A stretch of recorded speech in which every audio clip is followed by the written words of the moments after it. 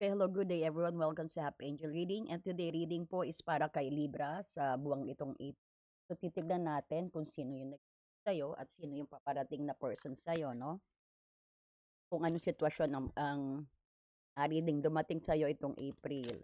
So tignan natin, no? Ito yung physical character niya na maaring dumating, babae man ang lalaki ang energy, no? Okay, sino po ang persons na paparating? Matured na tao na darating siya sa'yo. No, sa mga darating, sa mga very matured siya, mas sabihin natin emotional matured din, no? Alas more, sino po ang parang nag-aaral, practitioner, sabihin natin. Tell us more about this person. Papansin mo, medyo may kulay ang buhok niya at naka-braid sa mga lalaki. Or, parang siguro parang bumisita lang tapos nakilala mo. And, kaya dark skin siya, ibang lahi din. Or sabihin natin, dark skin, alas more. Average build,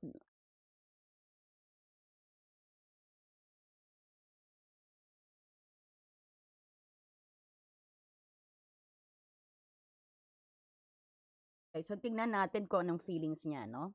So matured ang persons na sabihin natin matured ang utak, no? Medyo matanda siguro sa'yo, older than you. Pero sabihin natin, kamobi din naman, practitioner o sabihin natin for business lang na nagpunta siya rito tapos nakilala nyo, no? Sa mga lalaki naman, may babaeng sabihin natin, naka-braid ang hair niya at may kulay. And some of you dark skin, it could be also na sabihin natin taga ibang bansa, no? Or sabihin natin medyo nasa Europe ang energy. Then meron tayong nakikita rin average build na no, na either na nakilala nyo na. Sabihin natin, maskulido, maganda katawan. Sa babae, magandang katawan niya, no? Parang ganon. Putsu, normal, no? Na natin anong feelings ni Libra sa'yo.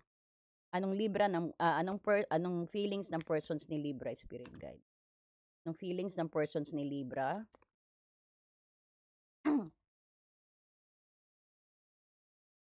Ano pong feelings ng persons ni Libra? Three of Cups. O yan, na-unwind nyo na nga ito. Ibig sabihin, kasi bakit masaya siya, no? Masaya siyang kasama ka. Three of Cups, this is also card of reconciliations, no? Pero titignan natin kung anong feelings niya sa'yo.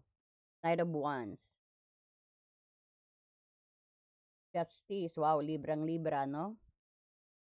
The Empress. May ano po kami, hindi tayo The Empress. Wow. Pang stability. And the Knight of Pentacles. So makikita mo rito,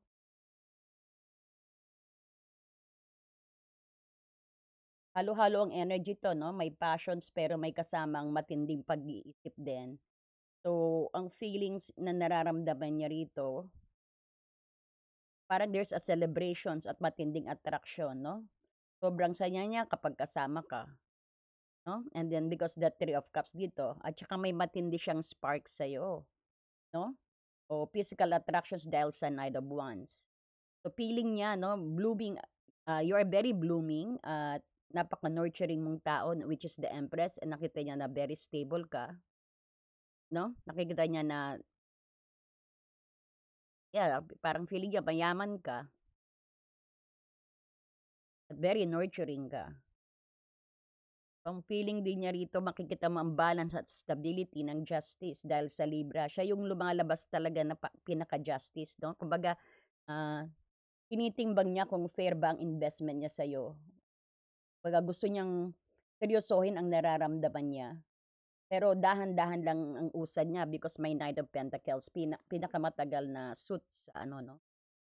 Pero ito ay very stable at reliable na tao kung tutuusin. Kahit sabihin mong mabagal, konti ang kilos, no? Siguro nag-iingat, no? So, deep dive tayo dito sa energy, no, Libra. Sa time place.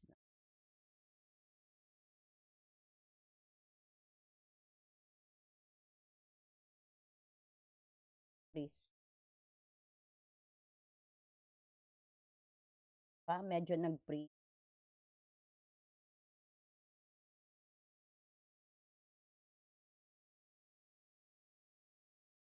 So,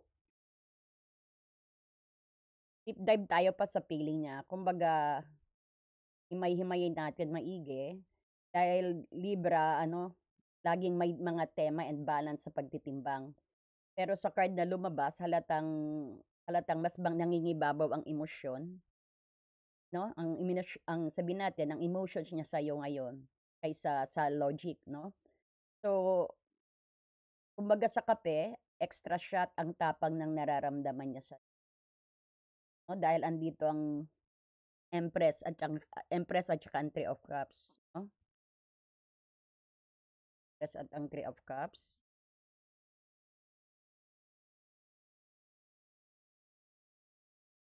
So, high regard ang tingin niya sa'yo. Hindi ka lang basta crush. Pag nakikita kanyang someone na wife husband material o yung taong kumpleto na ang pagkatao because of the Empress dito, no? Sabihin natin masaya din yung vibe nyo. Parang laging good time kayo lang, no?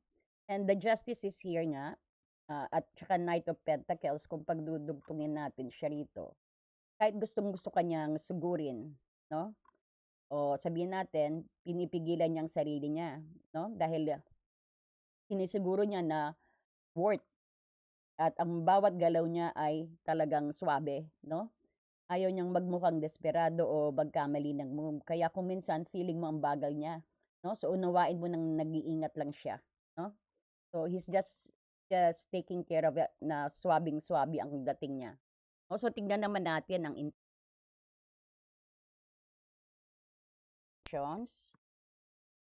Nagpi-please tayo, pasensya na, at least naririnig nyo.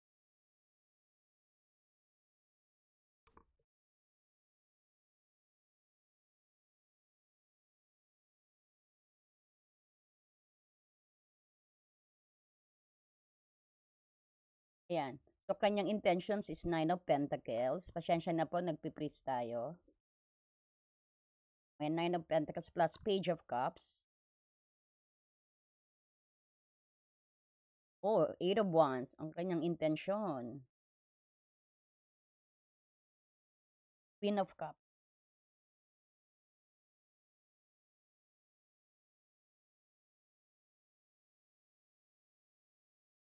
Four of Wands. Maganda intention nito. Baka magpakasal kayo nito. Ang balak niya sa'yo, may emotional connections dito ako, no? Kumbaga gusto niya mag-reach out ng mas malambot at sweet sa'yo. Balak niyang, sabihin natin, kasi may Page of Cups, balak niyang ipakita ang emotional side niya sa'yo, no? Kung lately nagkaroon kayo ng argument, no? Gusto niyang mag-sorry siguro din dito. Nakikita mo ang commitment speed, itong Eight of Wands na nagpapahiwatig na gusto niyang bumilis ang usapan ninyo. Hindi lang ito laro, no? So, ang intention siya yung mauwi sa isang stable at masayang setup, gaya ng Four of Wands dito, no? So, stability, celebrations among friends and family. Expect din na baka, ipakilala ka na rin niya sa space niya, sa magulang niya, sa people na mahalaga sa kanya, sa mga friends niya. Diyan kasi yung celebrations. Ito rin yung home, commitment, no? Gusto niya i-upgrade ang inyong relationship. Pero dito ang independence, no? Kahit gusto kanya, intentions din niyang panatilihin ang kanyang self-worth din. Dahil because of the Nine of Pentacles.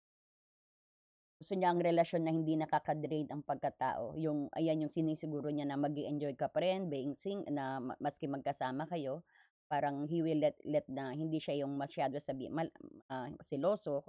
Malawak ang pag-iisip niya, ayaw niyang putulin ng mga acquaintances mo, yung mga paglabas-labas mo sa kaibigan, no? It's up to you to offer na na ayaw mong sumama, parang gano'n, no? It's up to you, kumbaga hindi ka niya pipigilan sa mga kinahihiligan mo, sa mga hobby mo, no? Malawak ang pag-iisip niya actually. So, himay-himayin natin itong niya, intentions niya. sabihin natin, gusto niyang lumipat mula sa pagiging magkaibigan, kung magkaibigan pa lang kayo ngayon, gusto niya ng higher commitment na ngayon 'no, patungo sa isang secured home. Alam mo 'no, o sabihin natin wala pa kayo yung normal na pag-uusap na magkayo na, pero ang intention niya gusto niyang makapiling ka parang kasi nga parang husband and mother figure ka, karapat-dapat na ibahay parang gano'n 'no, parang gano'n na ano niya. So, because of the Four of Wands dito 'no, at ang Queen of Cups 'no, kumbaga ito yung marriage and solid foundations ng card 'no. Ang intention niya yung hindi lang panandalian, gusto niya ng maging safe space niyo ang isa't isang dalawa dito. Parang gusto ka niyang i-sealed, gusto ka niyang i-safe parang gano'n. 'No, ang Eight of Wands dito may halong pagmamadali rin ang loob niya na gusto niya talagang mai-clear ang air at o mag-confess ng mas malalim na feelings para matapos na yung hulaan yung dalawa. To expect sabihin din natin, maaaring mag-propose siya sa'yo o maaaring kausapin ka niya ng seryoso, heart-to-heart conversations, ano, "Tira na tayo sa bahay, magsama na tayo." Yung parang gano'n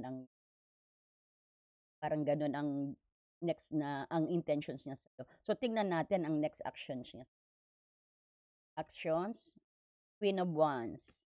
Wow, sparkling. The World, Eight of Cups,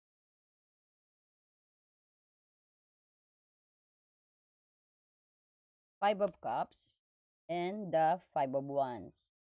Five sardines. So, kung makikita mo dito, ang actions niya yung parang medyo conflict ang magiging galaw niya rito para maging handa. Sabihin na medyo push and pull, no? Kumbaga, nagpapakita siya ng confident o pagiging bold bilang Queen of Wands. So, maaring may matatapos din na cycle sa inyo para magsimula ng bago. O sabihin natin, new chapter na kayo o kung panay-away kayo dati, matatapos na, i-close the chapter na already and panibago. Sabihin din natin, alam mo, ipapakita niya na ikaw ang mundo niya rin. No? Libra, ipapakita niya na ikaw ang mundo, he's very happy, parang kulang ang buhay niya kapag wala ka sa mga matagal nang nagsasama, no? Na medyo may temporary separation. So, ito rin yung sabihin natin, maaring mag-close na sa mga nagsa-silent mode na relasyon, maaring magkaroon ng breaking the silent, no? Kumbaga, maaring nga mag-communicate siya. Maaring on the way na ang kanyang communications towards you sa mga nag-separate lang o no contact lang, no? And makikita mo rin ang struggle dito, pero may heavy energy, no? Eight of Cups tsaka Five of Cups dito sa actions niya. Nagsasabi baka bigla siyang mag-withdraw o mag-emote dahil sa past disappointment. Ito siguro this message is para sa mga ano, sa mga kakahiwalay o mga nag-separate, sa mga nag-silent. Ayan na siguro yung ano, yung sabihin natin nararamdaman niyo na yung pag-e-emote niya o pagwi-withdraw niya, 'no? Dahil nga sa mga past disappointment niya. Kumbaga that is the burden, 'no? Feeling niya maraming bit-bit na pressure para, sabihin na natin andito na masyado siyang naka-focus sa disagreement ninyo o sa nawala sa kanya.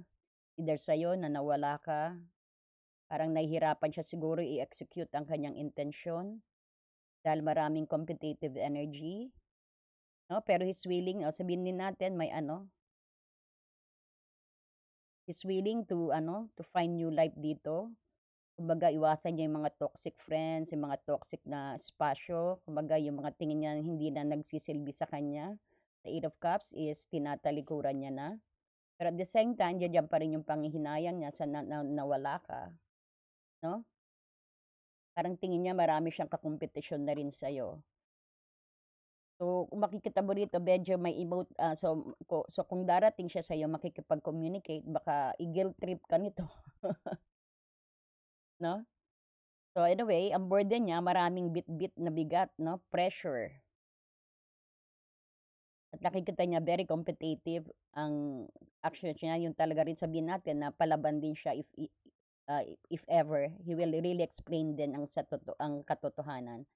Ang aksyon siya maaaring maging paibaba, sobrang sweet ngayon, tapos biglang mapapagod o sabihin natin at lalayo sandali para mag-reflect, no? So, actually, gustong-gusto ka ng Libra na ito, gustong-gusto ka, Libra, ng persons na ito, nakikita ka niyang ideal partner, no, bilang isang empress. Pero may bitbit siyang lungkot o takot mula sa nakaraan, no? Pag sinusubukan niyang ibalanse. Ang aksyon niya rito yung magiging slow but intense. So, asahan ng mabilis na communications, pero may moments na kailangan niyang mapag-isa rin dito, no? Tingnan pa nga natin ang advice. Tell us something. Tell us something more in this connection. Libra, keep an open mind daw, Libra. Your soulmate may differ from your usual type and expectation. This person could be your soul. Kaya natin. Maybe you're dealing with your soulmate. Pero sabing ganun dito, Libra, huwag ka matakot umibig ha, because it is safe for you to love. Buksan mo lang ang puso mo at mag-i-receive mo ang love na binibigay o paparating sa'yo. No? Wait nga po, may kukunin pa tayong isang.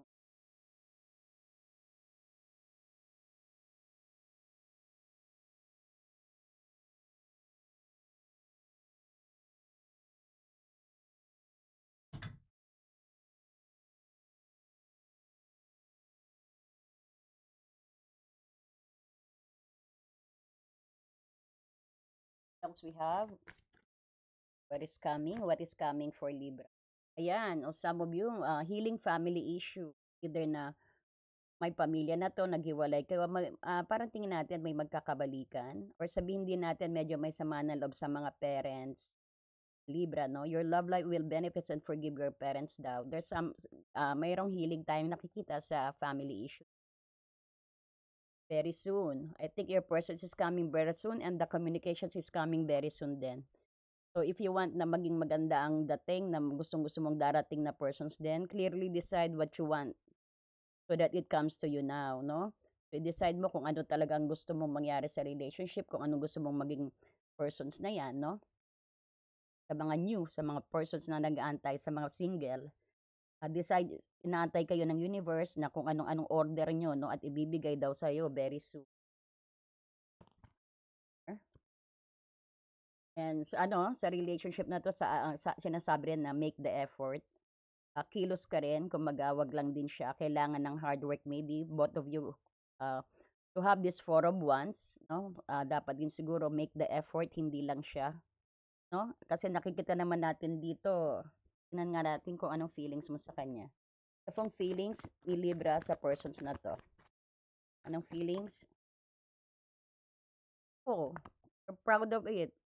Pag gusto mo rin siya, no? Gusto mo rin siyang mapanalo.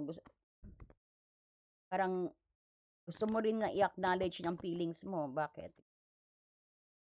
Gusto mo rin siyang makausap. He's coming towards, parang gustong-gusto mo siya kausap po, Nine of Swords.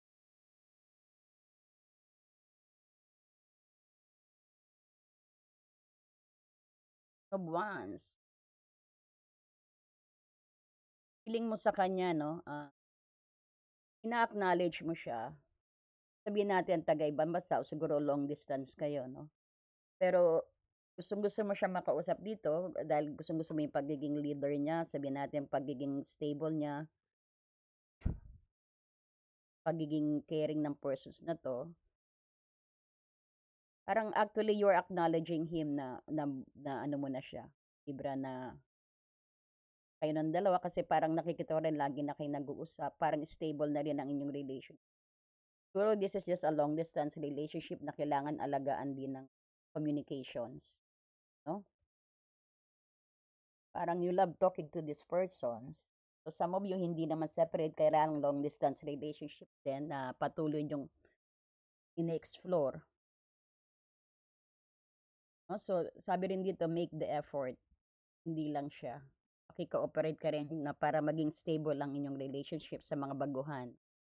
Ang hirap yata i-handle ang long distance relation.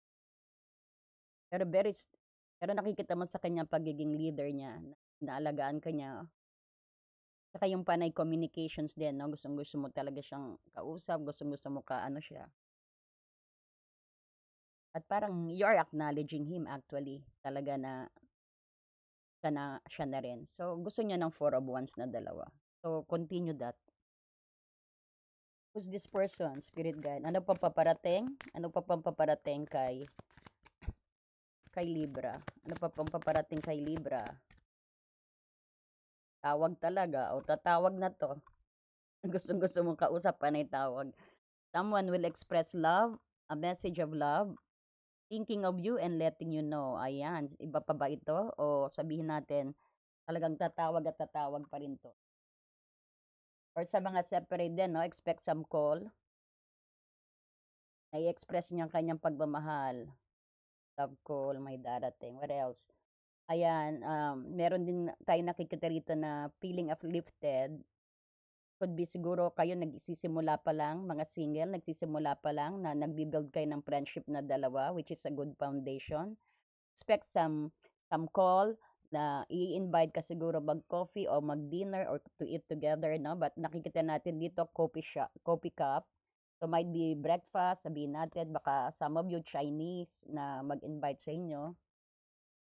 Si Chinese, ano, mahilig sa maagang date, eh, no? Okay, tell us more. Pero expect some invitations, no? Grabbing a coffee. Wow, insane chemistry daw kayo ng dalawa. You like each other, kagaya na sinabi ko, you like each other. And you're having fun, no? Dito nga sa celebration. You're proud being to each other actually. Ikaw din dito sa feeling mo, proud ka nakasama siya, no? Yan, no? Proud siya nakasama ka. Proud ka nakasama mo siya. Or what we have, ano pa pang paparating? From April.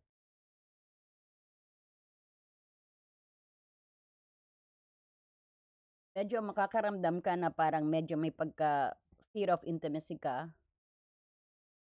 No? Parang runner in a codependent relationship. Listening to ego. Medyo maigo. Sometimes makakaramdam ka itong April ng medyo parang ego ang umaano sa'yo, no? Baka magpahele-hele ka rin dito. O ang persons mo kasi nakita natin sala sa init, sala sa salabing, maaring. Pero somebody will tell you, I like you, I love you, ha? Ayan, siguro sa date na yan. Wow. Someone likes you, romance is blooming, fun flirting, want to date you. Ayan. So talagang may darating sa mga single, talagang darating ang persons magi-invite sa inyo. Makaka-receive ka ng message at saka text, makaka-receive ka ng call at saka text, no? Kasi his past running dito. Sabihin natin, itong Knight of Swords din, yung ura-uradang pagpunta, magugulat ka, nandiyan na lang sa pintuan mo, no? Tapos niyayaya ka na mag-date. Ito yung love call, na-express niya siguro ang pagmamahal niya sa'yo.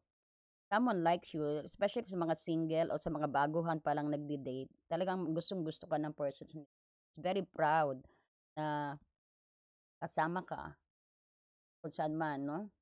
So, medyo mature din siya sa'yo, no? Ayan, tandaan nyo, parang, siguro matured siya, pero practitioner, ibig sabihin, pwedeng sabihin natin is, ano, no, medyo hindi gaanong nagkaroon pa ng maraming relationship ang persons, no? Para siguro he try lang siguro ikaw muna tapos, nagustuhan ka niya siguro, diyan na lumawak na ang inyong relationship.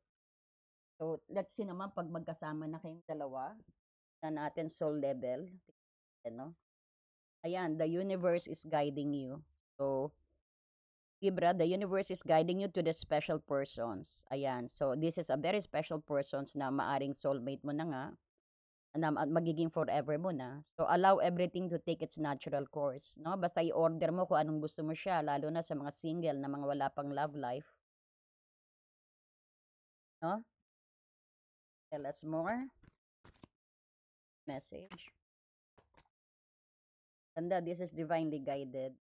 Recognitions. Kailangan mo ng recognitions. The divine will help you recognize the sign and miracle. Some of you makakakita ng mga sign, no? Siguro 'pag andiya diyan na, halimbawa mapalakad siya sa'yo, 'no? Especially sa mga single, palakad siya sa'yo, bigla na lang, may makikita kang mga paulit-ulit na kulay o paulit-ulit na number, 'no? So, meron ka sometimes makikita mga feather habang naglalakad ka o mga coins, 'no? Because sabi dito o minsan magugulat ka biglang biglang tumibok ang puso mo, yung 'no, yung pala katabi mo na, 'no, parang gano'n. Halimbawa nagde-date kayo, talagang kinakabahan ka, talagang 'yan yung mga signs. Divine will help you recognize the signs and miracle daw, Libra, para ma-recognize mo ang persons na 'yan, 'no, sa mga single. Sa mga may connections naman, sa mga ano, sa mga silent lang, makakakita rin kayo ng sign, 'no, makakakita kayo ng sign na ready na siya, paparating na siya sa'yo, 'no, sa mga no connections. And then sa mga kakaano pa lang ninyo, sabihin natin sa nagsisimula, yun nga, sa mga nagka-temporary separate lang, 'no, ah, bibigyan ka ng sign kung dapat mo pang tanggapin or not, 'no, or sabihin din natin may bagong darating na person sa inyo rin, 'no. Tell us more. You right away recognize it. Ayan, kaya daw maging open ka. Be open, accept divine guidance sa relationship na 'to, ha. Ayan, makikinig ka sa mga advice daw, 'no, especially 'pag nakita ayan, recognize na 'yan, at be open ka rin na mag-focus ka rin sa mga sign dahil 'yan na binibigay sa'yo, and that is guidance. Talagang ginagabayan ka, openness. Be open to accept divine guidance sa relationship na 'to, 'no. Ito especially sa mga pinagdadaanan niyo.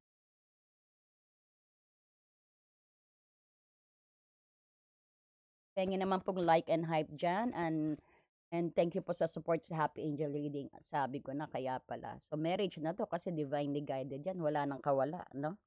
Talagang una pa lang nakita na natin, gusto niya ng stability sa'yo. This is a marriage of a soul, is a union of two divine counterparts. So, it's blending together. So, asahan mo na may marriage, pero talagang dadaan din kayo sa journey, 'no, dadaan din talaga kayo sa journey. Normal naman yung may mga agreement and disagreement sa relationship, pero napag-uusapan, 'no, kasi diyan kayo maggo-grow, eh. Pero tandaan mo, you are very safe to love, Libra, huwag kang matakot, 'no, and keep an open-minded. Ayan nga yung recognitions na sinasabi. So, kailangan mong i-recognize ang mga sign, maging open ka sa taong darating sa'yo. Kailangan mo rin mag-effort, hindi lang siya, pati ikaw, make the effort, para makita mo ang journey din ng inyong relationship.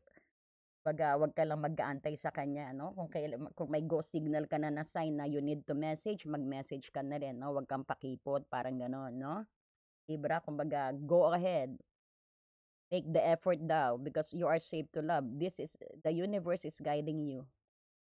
Special persons na 'yan. You will recognize it na 'yan na 'yan. So, maging open ka sa divine guidance, 'no? And then, tignan mo at mauuwi sa kasalan niyan. Oh, ang ganda. Ah, ayan, pengen naman po ng like and hype diyan, Libra. Napakaganda ng energy mo sa April, 'no? May potential na siya na ang iyong makatuluyan. Babae ka man o lalaki, 'no, it doesn't matter po. So, sana po na nagustuhan niyo ang ating reading. Pa-share naman po ng ating reading, at open po tayo sa private reading ngayon. Medyo maluwag na tayo sa private reading at sa ano rin po, pre-recorded reading, 'no? Pero tapos na po ang promo, pero mura pa rin po, 'no? If you wanted to have some deep clarity sa inyong relationship o sa inyong April reading, love reading, 'no? We're open po.